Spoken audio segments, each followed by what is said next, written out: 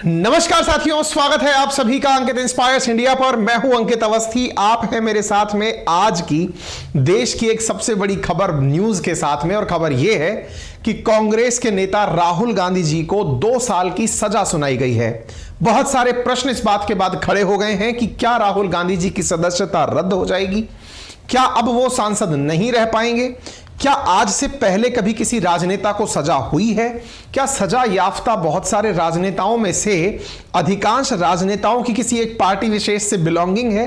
ये सारी बातें आज के सेशन के अंदर चर्चा में ली जाएंगी, इसलिए आपसे गुजारिश है कि एक बार जल्दी से इस सेशन को साझा कर दें और इस मसले को जानने का प्रयास करें कि आफ्टर ऑल ऐसा क्या हुआ जिसके चलते हुए राहुल गांधी जी हाल ही में जेल के 2 साल की जेल के लिए 2 साल की सजा के लिए सजा याफ्ता हुए हैं। तो चलिए चर्चा करते हैं, पूरा मामला जानते हैं। फिलहाल के लिए हर देश के प्रमुख अखबार की एक ही हेडलाइन है कि Rahul Gandhi sentenced to 2 year imprisonment in Modi surname defamation case.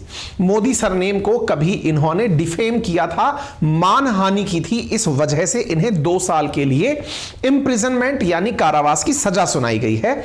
Rahul Gandhi gets 2 year jail in Modi surname case, 30 days to appeal. और यहां सजा सुनाते हुए कोर्ट ने यह भी कहा कि 30 दिन की आपको मोहलत दी जाती है कि आप अगले 30 दिन के अंदर चाहें तो अपील कर सकते हैं। और अपील के दौरान जब तक आप अपील करेंगे उच्च कोर्ट में, क्योंकि यह सूरत कोर्ट के द्वारा दिया गया है, तो आपको हाई कोर्ट में और उससे आगे सुप्रीम कोर्ट में अपील करने का प्रावधान है और आपको 30 दिन का समय दिया जाता है, तब तक आपको जमानत पर छोड़ा जा रहा है। यानी 30 दिन के भीतर भीतर यदि आपने अपील नहीं की तो आपको फिर जेल जाना होगा, और वो भी पूरे 2 साल के लिए। और अगर 2 साल की जेल इन्हें बोलती है तो फिर क्या इनकी संसदी चली जाएगी, क्या ये कभी चुनाव नहीं लड़ पाएंगे? आज के सेशन में इन तमाम विषयों पर चर्चा होगी। तो Rahul Gandhi India's Congress leader sentence to jail for Modi thieves remark. इन्होंने क्या कहा था जिसके चलते इन्हें जेल हुई है, अब उस विषय पर चलते हैं। इन्होंने मोदी सरनेम को चोर कहा था, और ये जो चोर का शब्द है इन्होंने एक चुनावी रैली में किया था और उसके बाद से इनके ऊपर केस किया गया था। Chief judicial magistrate H Verma ने 17 मार्च को सुनवाई पूरी होने के बाद फैसला अपने पास सुरक्षित रख लिया था। यह फैसला सूरत की जिला अदालत ने सुनाया है और इसे आपराधिक मानहानि केस माना गया है। यह मानहानि केस भी 2 प्रकार के होते हैं, आज उनके बारे में भी हम जानेंगे। मानहानि बोले तो डिफेमेशन, किसी की एक प्रकार से आसान भाषा में इज्जत ना रखना, दैट इज डिफेम करना, ठीक है।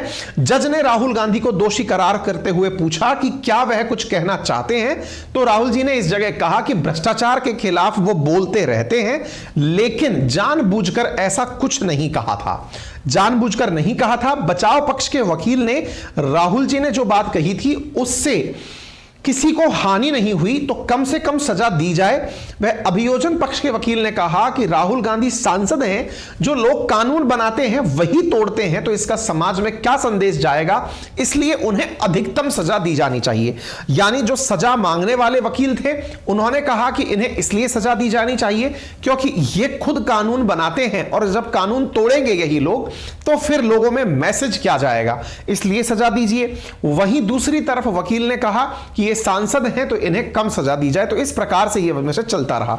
मामला कब का है, तो असल में राहुल गांधी जी के खिलाफ ये जो मानहानि का मामला है ये 4 साल पुराना है।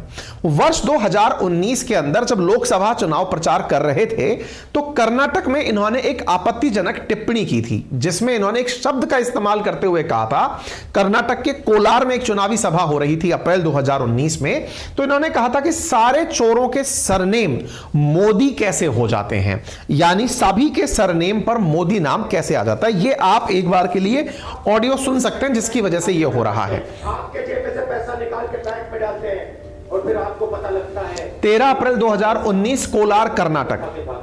35,000 करोड़ रुपए आपकी जेब से निकालकर उसकी जेब में। मेहुल चौकसी, ललित मोदी। अच्छा, एक छोटा सा सवाल, इन सब के नाम, इन सब चोरों के नाम मोदी मोदी मोदी कैसे हैं? नीरव मोदी, ललित मोदी, नरेंद्र मोदी, और अभी थोड़ा ढूंढेंगे तो और बहुत सारे मोदी निकलेंगे। इस विषय में सवाल, इन सब के नाम, इन सब चोरों के नाम मोदी मोदी मोदी कैसे हैं?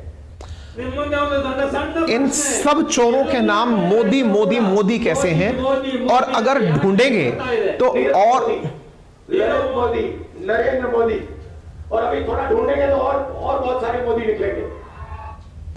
और अगर थोड़ा ढूंढेंगे तो और मोदी निकल आएंगे। इनके इस बयान में असल में मोदी सरनेम से जो जर्नलाइज किया गया, असल में मोदी एक सरनेम है तो निश्चित ही वो किसी कास्ट से जुड़ा है, और जब किसी कास्ट से जुड़ा है तो उस कास्ट के हर व्यक्ति के पीछे, जिसके पीछे भी नाम के पीछे मोदी जुड़ा है, अगर ये जर्नलाइज कर दिया जाए कि इस जाति के लोग, इस सरनेम के लोग चोर होते हैं, तो निश्चित ही ये उस समाज के वर्ग के लिए मानहानि तुल्य ही है। क्योंकि इन्होंने ये कहा कि सारे चोरों के नाम के पीछे मोदी मोदी मोदी कैसे हो रहा है, नीरव मोदी हो रहा है, ललित मोदी हो रहा है, और अब नरेंद्र मोदी भी इन्होंने सरनेम से रिलेट कर दिया। साथ में यह भी कहा कि यदि और खोजने जाओगे तो संभव है कि कोई और मोदी भी मिल जाएगा। तो चोरों के नाम के पीछे मोदी, ये किसी कास्ट के प्रति जो रिमार्क है, इस बात से आहत होते हुए एक विधायक जो कि गुजरात से ही हैं, उन्होंने नाम के पीछे भी मोदी था, तो उन्होंने खुद के ऊपर इसे लेते हुए, तो इनका नाम है बीजेपी के विधायक पूर्णेश मोदी।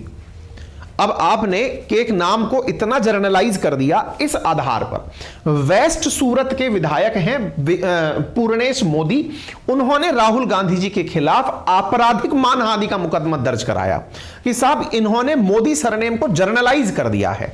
यदि एक सरनेम के सारे लोग ऐसे होने लग जाएं तो क्या फिर इस कम्युनिटी को इसी तरह से ट्रीट किया जाना चाहिए? बस इसी के साथ में ये सारा मसला शुरू हुआ और इन्होंने इस मामले में ध्यान रखते हुए आपराधिक मानहानि का मुकदमा दर्ज करा दिया। अब सवाल बनता है, आपराधिक मानहानि क्या होती है? डिफेमेशन है, क्रिमिनल डिफेमेशन है। तो ये डिफेमेशन क्या और भी प्रकार के होते हैं क्या? जी हां, एक सिविल डिफेमेशन भी होता है जिसके अंदर पैसा देकर के मामला सेटल हो जाता है। क्रिमिनल डिफेमेशन जो है आईपीसी की धारा 500 के तहत यहां पर जेल तक की सजा सुनाई जाती है। तो यह मामला लेकर के पूर्णेश मोदी जो हैं वो अपने समुदाय की इंसल्ट से जोड़कर इसे लेकर पहुंचे कोर्ट में, और उन्होंने कोर्ट में इसकी केस की किया और इसके बाद 9 जुलाई 2020 को सूरत की कोर्ट में इन्हें पेश होना पड़ा। तो इस प्रकार से इस मामले में इन्हें 11 अप्रैल को बेंगलुरु की रैनी में सभी चोरों का नाम मोदी है यह कहा। 13 अप्रैल को पूर्णेश मोदी ने शिकायत दर्ज कराई। 6 मई को मामला सूरत की कोर्ट में पहुंचता है। 16 जुलाई 2019 को राहुल गांधी कोर्ट में पेश होते हैं, फिर 10 दिसंबर को पेश होते हैं, फिर 29 अक्टूबर को पेश होते हैं और 23 मार्च 2023 को राहुल गांधी को दोषी करार दे दिया जाता है, क्योंकि एक समाज ने, एक वर्ग ने जो जाति विशेष से है उसने अपने ऊपर इसे ऑफेंसिव तरीके से ले लिया। ये है वो पूर्णेश मोदी जो कि बीजेपी के एमएलए हैं वेस्ट सूरत से। इन्होंने इस फैसले का स्वागत करते हुए कहा कि कोर्ट के फैसले का हम सम्मान करते हैं, और यह बात कहकर के इन्होंने यह बात कर दी। साथ में ये इनके एडवोकेट हैं जिन्होंने ये कहा कि राहुल गांधी जी को 2 साल की सजा मिली है, लेकिन यदि इन्होंने 30 दिन के भीतर अपील नहीं करी तो फिर इन्हें जेल जाना होगा। अभी अपील का रास्ता छोड़ दिया गया है, इसका मतलब अभी 30 दिन के लिए ये जेल नहीं जाएंगे। सजा तो हुई है, 30 दिन में इन्हें अपनी उच्च न्यायालय में, हाई कोर्ट में, और हाई कोर्ट भी अगर इन्हें फैसला इनके पक्ष में ना दे तो सुप्रीम कोर्ट के अंदर जाने का, अपील करने का मौका दिया जाएगा। 30 दिन के अंदर अगर ये अपील नहीं करते हैं तो फिर इन्हें जेल जाना होगा। अब सवाल बनता है, ये है क्या अल्टीमेटली? डिफेमेशन होता क्या है? तो साथियों, the communication of a false statement, एक ऐसा झूठा वाक्य जो किसी भी व्यक्ति की रेप्यूटेशन को, किसी व्यवसाय की रेप्यूटेशन को, किसी प्रोडक्ट की, किसी ग्रुप की, किसी सरकार की, किसी रिलीजन की और नेशन की रेप्यूटेशन को कम करता हो या नुकसान पहुंचाता हो, उसे डिफेमेशन कहते हैं। लेकिन भारत में डिफेमेशन दोनों ही प्रकार का हो सकता है, सिविल प्रकार का और क्रिमिनल प्रकार का। सिविल प्रकार के डिफेमेशन में कोई आरोप या कोई स्टेटमेंट जो कि झूठ है और इस तरह से एक्सपेक्ट किया गया है कि सामने वाले व्यक्ति से इस बारे में कोई कंसेंट नहीं लिया गया है, ऐसी स्थिति में provision of claiming monetary compensation from the defendant for the defamation, इसका अर्थ यह हुआ जिसे उस बात से बुरा लगा वो व्यक्ति कोर्ट में जाकर जिसने गलत बोला उसके खिलाफ शिकायत करके अपने लिए जो उसकी मान मर्यादा को बुरी बात लगी उसकी रोकड़ा वसूली कर सकता है कि इनके कहने से मेरी इतनी वैल्यू कम हो गई तो माननीय कोर्ट आप हमें इतना राहत दें। ठीक है, बहुत सारे लोगों को आपने देखा होगा किसी का नाम लेकर के उन्हें ट्रोल करते हुए, तो उन जो ट्रोलर्स पर लगने वाला, कई आपने रोस्ट करने वाले लोग देखे होंगे जो किसी ना किसी व्यक्ति को रोस्ट कर रहे होते हैं यूट्यूब चैनल चलाकर, उन पर जो सबसे बड़ा केस होता है वो ये सिविल डिफेमेशन वाला होता है कि आपकी वजह से हमारी वैल्यू डिग्रेड हुई है। इस प्रक्रिया को सिविल डेफोमेशन कहा जाता है। ठीक है, द स्टेटमेंट और the allegation levelled must pass the test of presence of substance fact and defamation in nature. अब जिसने ये डिफेम करने का प्रयास किया वो डिफेम करने वाला व्यक्ति जानबूझकर ये कर रहा था, उसका इंटेंशन ये था, कोर्ट बस ये चेक करना चाहती है कि भाई ये वास्तविकता में भी डिफेमेशन हुआ भी है कि नहीं हुआ है। The defamation content is one mean to damage the reputation of affected party. कुल मिलाकर सिविल डेफेमेशन के अंदर पैसा देकर के मामला सुलझ जाता है, लेकिन जो क्रिमिनल डिफेमेशन है जिसे आईपीसी की धारा 500 के तहत दर्ज किया गया है, इसमें क्रिमिनल डिफेमेशन के अंदर इंप्रिजनमेंट कैन बी अवॉर्डेड, यानी इसमें जेल भी भेजा जा सकता है। और यहां पर भी यही हो रहा है कि ये जो अभी राहुल गांधी जी पर मुकदमा था ये असल में क्रिमिनल डिफेमेशन का था। आईपीसी की धारा 500 के तहत यह मामला था जिसके तहत जो भी जिसके ऊपर सजा लगाई जाती है उसे जेल भी भेजा जा सकता है। तो यह है आईपीसी की धारा 500। Punishment for defamation, whoever defame another shall be punished with simple imprisonment for a term which may extend to 2 years or with fine or with both। अब यहां पर इंटरेस्टिंग फैक्ट यह है, यहां पर आईपीसी कहती है कि यहां पर मे एक्सटेंड टू 2 इयर्स, यानी यह सजा 2 साल तक दी जा सकती है। इसका मतलब कोर्ट को लगता है कि 2 साल देनी है तो 2 साल दे दी जाए, अदरवाइज 6 महीने भी देकर 2 महीने भी या 1 महीने की सजा भी अपॉइंट कर सकती है। और ऑब्लिक में और है, इसका मतलब हो सकता है सजा की जगह कोर्ट को लगता है कि कोई बात नहीं, इस बार इन्हें पैसे का पनिशमेंट दे देते, इतना पैसा जमा कराओ और आप केस से राहत पाओ। तीसरा, दोनों स्थितियां हो सकती है कि आपको पैसा भी देना है और जेल भी जाना है। ये दोनों स्थितियां सेक्शन 500 आईपीसी यानी इंडियन पीनल कोड के तहत होती है।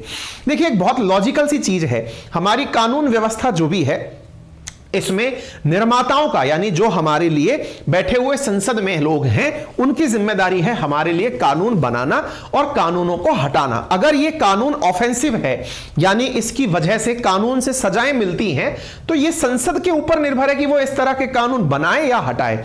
तमाम सत्ताएं रही हैं केंद्र में और उन्होंने समय समय पर भूमिकाएं कानूनों को बनाने की निभाई हैं, लेकिन क्या आपको पता है यह देश संविधान से चलता है और उस संविधान को बनाने वाली संस्था थी संविधान सभा। और साथियों उस संविधान सभा में जब हमारे देश के लिए कॉन्स्टिट्यूशन लिखा जा रहा था तो किस किस तरह की बातें हुई थी, ये बातें अगर आपको जाननी हो तो मैं आपको एक बहुत ही जबरदस्त बुक रिकमेंड कर रहा हूं और वो बुक है भारतीय संविधान की एक अनकही कहानी। साथियों ये ऑडियो बुक है, मैं हर उस स्टूडेंट से विशेष रूप से, सामान्यतया अंकित इंस्पायर इंडिया पर सभी प्रकार के मित्र हमारे सखा साथी उपस्थित होते हैं, पूरे भारतवर्ष से उपस्थित होते हैं, लेकिन यदि आपके अंदर विद्यार्थी है तो आप इस ऑडियो बुक को जरूर सुने। मेकिंग ऑफ इंडियन कॉन्स्टिट्यूशन 16 घंटे 51 मिनट की ऑडियो बुक है ये, जिसमें संविधान सभा का पहला दिन कैसा था, अपन पढ़ते हैं ना 2 साल 11 महीने 18 दिन, वो क्या क्या हुआ था, संसद की पॉलिटिक्स कैसे हुई थी, सत्ता परिवर्तन कैसे हुआ था, और तो और सरकारें आपस में किस तरह से, क्योंकि जब लोग थे तो कुछ पक्ष के थे कुछ विपक्ष के थे, तो कानून को लेकर वो माने कैसे, ये सारी बातें इस ऑडियो बुक में है। लिंक इसका मैंने कमेंट बॉक्स में दिया हुआ है। प्ले स्टोर पर एक चैनल, एक एप्लीकेशन है जिसका नाम कुकू एफएम है, वहां से इस ऑडियो बुक को आप सुन सकते हैं। मैंने आपसे संविधान की बात करी, तो बड़ा सवाल अब यह है, क्या राहुल गांधी जी के लिए कुछ ऐसा है क्या लिखा हुआ हमारे पास, क्या कि अगर इन्हें 2 साल की सजा हो गई तो क्या इनकी सांसदी चली जाएगी? क्या अब ये चुनाव जाने से लड़ने से रुक जाएंगे? और तो और इनके पक्ष में नेताओं ने क्या कहा, जैसे प्रियंका गांधी वाड्रा का आप स्टेटमेंट देख सकते हैं, यहां मल्लिकार्जुन खड़गे जो कांग्रेस के प्रेसिडेंट हैं उनका आप स्टेटमेंट देख सकते हैं। राहुल गांधी जी ने खुद ने क्या कहा कि मेरा धर्म सत्य और अहिंसा पर आधारित है, सत्य मेरा भगवान है, अहिंसा उसे पाने की साधन। इन्होंने महात्मा गांधी जी का एक कोटेशन लगा करके केवल इतनी ही प्रतिक्रिया दी। इवन यहां पर अरविंद केजरीवाल जी का स्टेटमेंट भी आया, हालांकि ट्रोलर्स ने इन्हें काफी ट्रोल किया है, क्योंकि हाल ही में मनीष सिसोदिया जी भी जेल यात्रा पर हैं, तो इन्होंने मनीष सिसोदिया जी की राम से तुलना कर दी, तो बड़े मीम वायरल हुए जिसमें यह कहा गया कि राम जी जेल गए थे क्या? दूसरा, अगर राम वनवास गए हैं आपकी नजर में जेल, तो उनके साथ लक्ष्मण भी गए थे, और अगर आप लक्ष्मण हो तो फिर आप भी यात्रा पर जाओ। लोगों ने इनके खूब आनंद लिए हैं। हालांकि ये कुछ मतलब गैर जिम्मेदाराना प्रकार के बयान आजकल ज्यादा दे रहे हैं। गैर बीजेपी नेताओं और पार्टियों पर मुकदमे करके उन्हें खत्म करने की साजिश हो रही है, और हमारे कांग्रेस से मतभेद हैं, मगर राहुल गांधी जी को इस तरह मानहानि मुकदमे में फंसाना ठीक नहीं है। जनता और विपक्ष का काम है सवाल पूछना, हम अदालत का सम्मान करते हैं, पर इस निर्णय से असहमत हैं। इन्होंने अपने द्वारा यह ट्वीट करके अपनी प्रतिक्रिया दी। क्यों? क्योंकि इनकी साथ में भी अभी मनीष सिसोदिया जी जो हैं वो जेल यात्रा पर हैं। तो फिलहाल प्रतिक्रियाओं का दौर जारी है, और जो जनरल पर्पस निकाला जा रहा है वो ये कि केंद्र की जो सत्तारूढ़ पार्टी है वो विपक्ष के जो भी नेता हैं उनके ऊपर कोर्ट के माध्यम से जेल भरो आंदोलन चला रही है, उन्हें जेल भेजने का काम कर रही है। इस वजह से यहां पर लिखा जा रहा है, कायर तानाशाह भाजपा सरकार विपक्ष से तिलमिलाई हुई है, क्योंकि हम उनके काले कारनामों को उजागर कर रहे हैं, हम जेपीसी की मांग कर रहे हैं। यह मल्लिकार्जुन खड़गे जी का बयान है। राजनीतिक दिवालियापन की शिकार है मोदी सरकार, ईडी भेजती है, पुलिस भेजती है, राजनीतिक भाषणों पर केस थोपती है, हम हायर कोर्ट में अपील करेंगे, यह खड़गे साहब का बयान है। कुल मिलाकर बात यह है कि इस फैसले से राजनीति तो होनी ही थी, दोनों ही तरह के मैंने आपको बात बता दी है। राजनीति में इस फैसले को, यानी कोर्ट के फैसले को इस तरह से दिखाया जा रहा है कि कोर्ट ने फैसला केंद्र सरकार के कहने पर लिया है। इस तरह से दिखाया जा रहा है इस बयानबाजी से कि कोर्ट में यह मामला गया ही इसलिए क्योंकि बीजेपी ने यह निर्णय करवाया है। अब अगर कोर्ट भी केंद्र और उनके अधीन होने लगी तो फिर देश के अंदर न्याय व्यवस्था का तो क्या ही कहना। हम ये मानकर ही इस देश में लोकतंत्र मानते हैं कि न्यायपालिका, कार्यपालिका और विधायिका ये तीनों अपने अपने काम को व्यवस्थित रूप से कर रही हैं, ये हम और आप मानते हैं। तो बड़ा सवाल है कि क्या सांसदी चली जाएगी, चुनाव लड़ने पर रोक लग जाएगी, ये जरूर जानेंगे इससे जस्ट आगे। लेकिन पहले मैं आपको जो ये अभी जानकारी दे रहा था इस ऑडियो बुक की, कोशिश करिएगा यदि आप ऑलरेडी ऑडियो बुक में हैं तो अपने रूटीन में इसको सुनिएगा, ये बहुत बढ़िया चीज है। इस प्लेटफॉर्म जिसका नाम है कुकू एफएम, जो प्ले स्टोर पर अवेलेबल है, यहां और भी बहुत अच्छी अच्छी ऑडियो बुक्स हैं, लगभग 10,000 से ज्यादा ऑडियो बुक्स हैं जो सुनने के लिए उपलब्ध हैं, जिनके फायदे बहुत हैं। जैसे काम करते करते आप बुक को सुन सकते हैं, अपनी लिसनिंग स्पीड बढ़ा सकते हैं। इवन आप अगर इंग्लिश में बुक सुनते हैं और आप हिंदी भाषी हैं तो आपकी सुनने की नेचर बढ़ेगी, तो शायद आपका एसेंट सुधर जाएगा। इससे आपको आंखों पर जो आजकल देखने से आप चीजें देख करके ग्रैस्प करते हैं उससे थोड़ा समय बचेगा, नेगेटिव थिंकिंग का समय कम खर्च होगा, वोकैबुलरी कवर हो जाएगी। ऑडियो बुक्स के ये कुछ फायदे हैं। आप इनको कितने रुपए में सुन पाएंगे, क्या क्या फीचर्स यूज कर पाएंगे। सब्सक्रिप्शन है 99 रुपीज पर मंथ का। यदि आप अंकित 50 रेफरल कोड यूज करते हैं तो आपको यह प्राप्त होता है मात्र 49 रुपीज में पहले महीने के लिए, ठीक है, जहां पर बहुत अच्छे फीचर्स जैसे drive mode, saving note, sleeper mode उपलब्ध है। आप इन्हें यूज कर सकते हैं with my referral code Ankit 50। आगे बढ़ते हैं। तो क्या साहब दोषी साबित होने पर राहुल गांधी जी की लोकसभा सदस्यता रद्द हो जाएगी? क्या है भारतीय कानून? तो साथियों, भारत में विधायकों और सांसदों के लिए एक कानून है जिसका नाम है the representation of people's act 1951, जिसमें एक धारा है 8 और उसका क्लॉज है 3। उसमें कहा गया है कि यदि किसी सांसद या विधायक को किसी अपराध में दोषी ठहराया जाता है तो उसे 2 साल या इससे ज्यादा की सजा सुनाई जाती है। यहां पर यह पॉइंट बस कंसिडरेबल है जिसके ऊपर सारा खेला हो रहा है। खेला क्या है? यदि 2 साल की सजा सुनाई जाती है, बस यह पॉइंट इंपॉर्टेंट है, 2 साल या उससे ज्यादा की सजा सुनाई जाती है तो उसकी संसद या विधानसभा सदस्यता खत्म हो जाती है। राहुल गांधी जी केरल के वायनाड से सांसद चुनकर आते हैं, तो ऐसी स्थिति में उनकी संसद से सदस्यता रद्द हो सकती है और जब वो रिहा भी हो जाएंगे तो 6 साल बाद तक चुनाव नहीं लड़ पाएंगे। ये ध्यान से सुनिएगा, 2 साल की सजा का प्रोविजन जैसे ही यहां आता है तो रिप्रेजेंटेशन ऑफ पीपल्स एक्ट 1951 की धारा 8 का क्लॉज 3 एक्टिवेट हो जाता है, जो कहता है कि यदि किसी भी विधायक या सांसद को 2 साल या उससे अधिक की सजा मुकर्रर हुई है तो वह व्यक्ति आने वाले मतलब सजा काटने के भी 2-6 साल बाद तक अपना चुनाव नहीं लड़ सकता। इसी कानून के अंदर एक और धारा है, धारा 8 क्लॉज 4, जो कहती है कि दोषी सांसद या विधायक की सदस्यता तुरंत खत्म नहीं होती। पता चले कि आपने सुनाया और उसी दिन दी एंड, यानी इधर से सजा सुनाई गई, उधर से पता चल रहा है चुनाव आयोग कह रहा है कि वायनाड की सीट खाली हो गई है, ऐसा नहीं होता है। यहां पर क्या होता है, उसके पास 3 महीने का समय होता है। यह पॉइंट ध्यान से देखने का है। इस दौरान अगर वह हाईकोर्ट या सुप्रीम कोर्ट में अपील कर देता है और उस अपील की सुनवाई पूरी होने तक सदस्यता नहीं जाती है। अब ध्यान से सुनिएगा, अब अगर मान लो यहां पर उनको समय दिया गया है 30 दिन के भीतर अपील करने का, तो राहुल गांधी जी को 2 साल की सजा मुकर्रर हुई। ऐसी स्थिति में ये चले जाते हैं हाईकोर्ट या सुप्रीम कोर्ट अपील करने की, साहब ये सजा नहीं देनी चाहिए, मेरा इंटेंशन रॉन्ग नहीं था।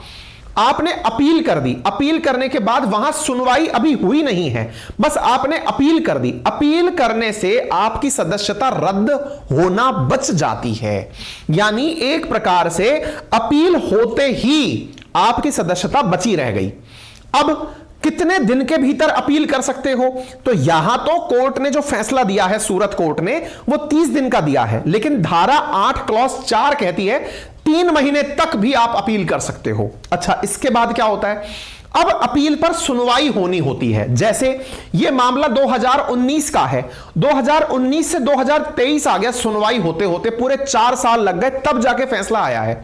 इसका मतलब सुनवाई में समय लगता है, तो सुनवाई जब तक पूरी नहीं हो जाती तब तक सदस्यता बची रहती है, और सुनवाई जब तक पूरी नहीं हो जाती तब तक जेल भी नहीं जाना, क्योंकि अब मामला अदर कोर्ट ने स्वीकार कर लिया है सुनने के लिए, यानी अब वहां पर बहस हो रही है। ठीक है, तो ऐसी स्थिति में सदस्यता रद्द नहीं होती है। क्लियर हो गया।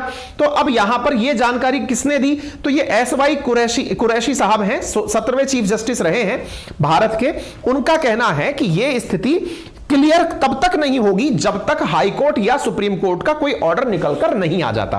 लोकसभा स्पीकर को राहुल को अयोग्य घोषित करने की शिकायत मिलती है तो लोकसभा सचिवालय 1-2 दिन में चुनाव आयोग को बता सकता है कि केरल की वायनाड सीट अब खाली हो गई है, चुनाव करवाओ। ठीक है, तो यहां से आगे प्रक्रिया क्या होगी, इस फैसले की सूचना जो है स्पीकर को मिलेगी, स्पीकर सचिवालय को, सचिवालय इस फैसले को एग्जीक्यूट कर देगा।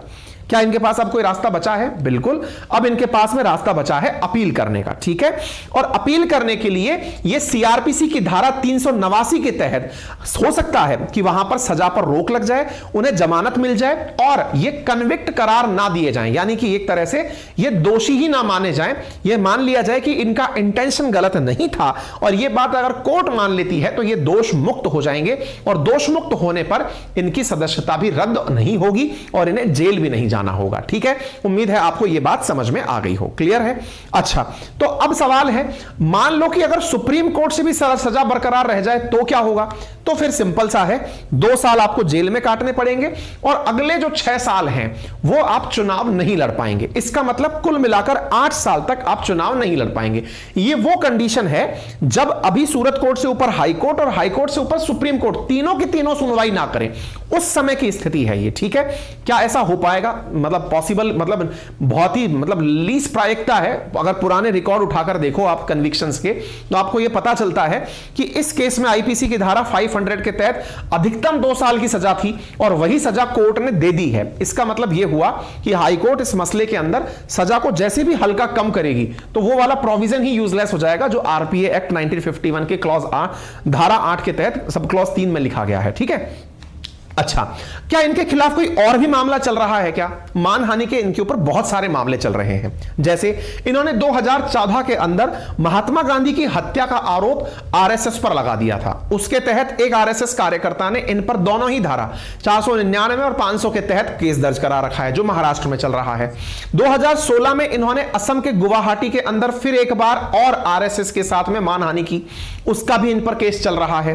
2018 में इन्होंने झारखंड की राजधानी रांची में भी इनके ऊपर एक केस और दर्ज हुआ, जिसमें इन्होंने यह कहा था कि इनका राहुल गांधी के बयान पर आपत्ति थी, जिसमें इन्होंने मोदी जो है वो मोदी चोर है ऐसा कहकर इन्होंने बयान दिया था। ऐसे ही 2018 में इनके ऊपर एक और मानहानि का केस दर्ज हुआ, जिसमें इन्होंने एक पत्रकार थी गौरी लंकेश, उसकी हत्या का जो कारण है वो बीजेपी और संघ की विचारधारा को कह दिया था। इस प्रकार से इनके ऊपर कई मानहानि के मुकदमे ऑलरेडी चल रहे हैं। ठीक है, तो अब ऐसी स्थिति में किसका क्या फैसला आएगा, कब आएगा, वो आने वाला समय बताएगा। लेकिन सवाल है, क्या ऑलरेडी कोई राजनेता ऐसा है जो इस आरपीए की धारा के तहत, मतलब रिप्रेजेंटेशन ऑफ पीपल्स एक्ट की धारा की वजह से चुनाव नहीं लड़ पा रहा हो, या फिर जो अभी तक सजा याफ्ता हो? जी हां, आपने लालू यादव जी के बारे में जानिए। 2013 में कोर्ट ने लालू यादव को दोषी ठहराते हुए 5 साल की सजा सुनाई थी। तो ऐसी में 2013 से 5 साल जुड़ गए 18, उसके बाद 6 और जुड़ गए, तो 18 5 23, तो एक तरह से 2023 तक एक ही सजा में ये चुनाव नहीं लड़ पाए थे। ठीक है, ऐसे ही कुलदीप सेंगर, जिनको विधानसभा के अंदर इनकी सदस्यता रद्द हुई थी, ये बांगरमू से विधायक थे कुलदीप सेंगर। उन्नाव के अंदर इन पर रेप का केस था, जिसके चलते हुए इनकी सदस्यता रद्द कर दी गई थी। क्या कोई और भी है? रशीद मसूद, इन पर एमबीबीएस सीट के घोटाले का आरोप था, कांग्रेस के सांसद थे, इनकी भी सदस्यता रद्द हुई थी। ऐसे ही अशोक चंदेल हमीरपुर से भाजपा के विधायक थे, 2019 में इनकी भी विधायकी चली गई थी। कहने का कुल मिलाकर अर्थ यह है कि इस कानून के तहत ना केवल विधायकी जाती है, अपितु अगले 6 साल तक चुनाव ना लड़ने का भी प्रावधान होता है। ठीक है, उम्मीद है आपको पूरी तरह से विषय वस्तु मामले की शुरुआत से लेकर अंत तक समझ में आ गया होगा। क्लियर? यदि आपको यह जानकारी पसंद आई है तो अपने सभी साथियों के साथ साझा करें। चैनल पर नए हैं तो इसे सब्सक्राइब करना ना भूलें। सब्सक्राइब का बटन राइट हैंड कॉर्नर पर दिया हुआ है, जिसे क्लिक करने का कोई चार्ज नहीं लगता। बस फायदा हमें यह होता है कि भविष्य में आप तक ऐसी सूचनाएं पहुंचानी हो तो वो तुरंत सबसे पहले आप तक पहुंच जाती हैं। अपने साथियों से आप इसे शेयर कर सकते हैं, उसका भी कोई चार्ज नहीं है।